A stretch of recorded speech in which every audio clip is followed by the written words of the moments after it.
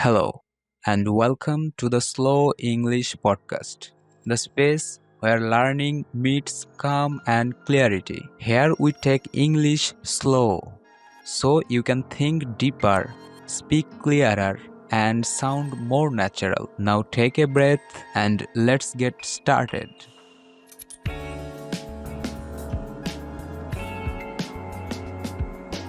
Imagine receiving a letter that changes your life forever. Not an email, not a message, but a real handwritten letter sent from the heart of London. In today's story, we'll travel through love, loss, and rediscovery, all while learning how British people naturally speak, think, and express emotions. So, grab your tea, sit back, and listen till the very end, because the last line of this story will stay with you forever. It was a misty morning in London. The streets glistened after the rain, and the air smelled of fresh coffee and wet pavements. Sophie Bennett, a 28-year-old journalist, hurried through Trafalgar Square, clutching her umbrella and mumbling. She worked at a small radio station called The Morning Word, famous for its heartfelt human stories. But that day, Sophie wasn't looking for a story. The story was about to find her. At 10:30, the post arrived. Among the usual bills and leaflets was a small, cream-colored envelope with slightly faded ink. The handwriting was neat, almost old-fashioned. It read, She tore it open gently. Inside was a letter written in beautiful cursive handwriting. Dear Miss Bennett, you don't know me, but I knew your grandmother very well. She once told me something that changed my life, and I believe it might change yours too. Curious and slightly emotional, Sophie read on. The letter spoke of her grandmother, Evelyn Bennett, who had been a war nurse during the Second World War. She had saved a young soldier named Arthur Graham, the letter's writer. Before she passed away, Evelyn told me she regretted never telling her granddaughter that she believed in her more than anyone else. She said you would someday find your own voice through words just like hers. Sophie sat frozen. She had grown up believing her grandmother never approved of her career choice. But this letter, this old, forgotten piece of paper, told her otherwise. That evening, Sophie walked along the River Thames. The city lights shimmered, and Big Ben's clock echoed in the distance. She whispered softly, Maybe all we need sometimes is a message from the past to remind us who we really are.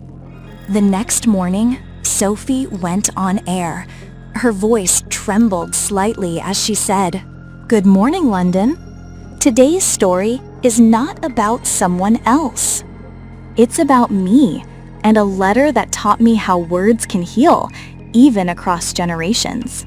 She read the letter live on radio. Listeners called in from all over Britain, some crying, some sharing their own stories. That's the most beautiful thing I've ever heard on the BBC. By evening, Sophie's little program went viral. She didn't just tell a story, she connected hearts. A week later, Sophie received one final envelope, this time from the Graham family. Inside was a small locket with her grandmother's initials and a note. For Sophie, to remind you that words last longer than time. Sophie smiled through her tears and whispered, Thank you, Grandma. You found your way back to me.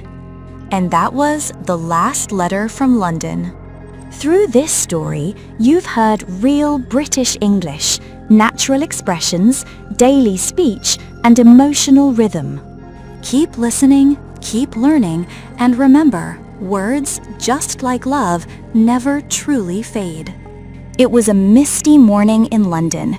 The rain had just stopped, and the streets shimmered under the pale sunlight. A few people rushed by with umbrellas, muttering about the unpredictable weather.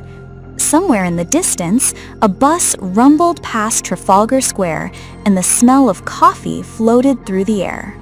The day felt ordinary until a small cream-colored envelope arrived at the radio station.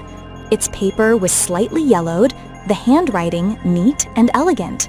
The address read simply, "To Miss Sophie Bennett, BBC Radio, London."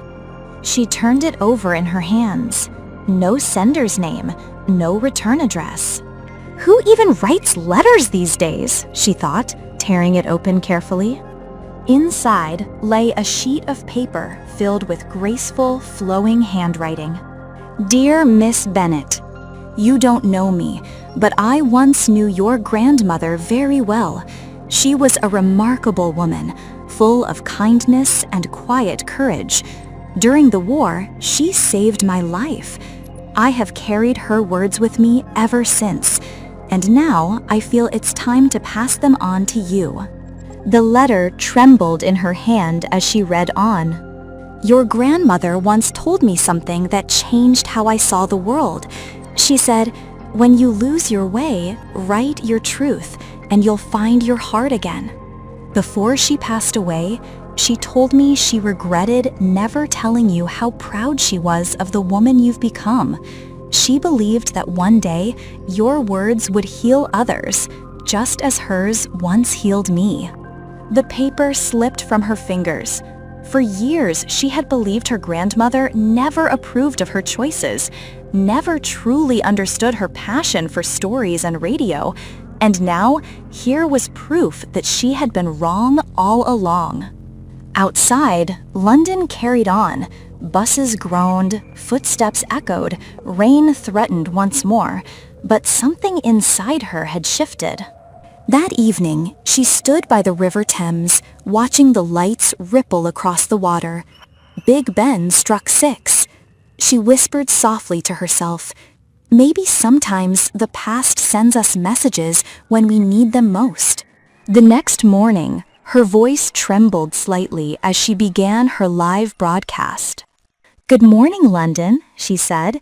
"Today's story is personal. It's about a letter that reminded me that words can travel through time and still touch the heart." As she read the letter aloud, silence filled the airwaves. Listeners across Britain stopped what they were doing to listen. Some smiled, some cried. Messages flooded in, people sharing stories of their own lost letters, forgotten goodbyes, and second chances. By nightfall, the story had spread everywhere, not through headlines or hashtags, but through hearts. A week later, another envelope arrived, small, simple, tied with a thin ribbon. Inside was a silver locket engraved with the initials E.B. and a tiny note. "For Sophie, to remind you that words last longer than time." Tears blurred her vision. She held the locket close and whispered, "Thank you. You found your way back to me." The city outside hummed softly. Trains, footsteps, laughter, life moving forward, as it always does. But in that quiet moment, surrounded by the sounds of London, she finally understood.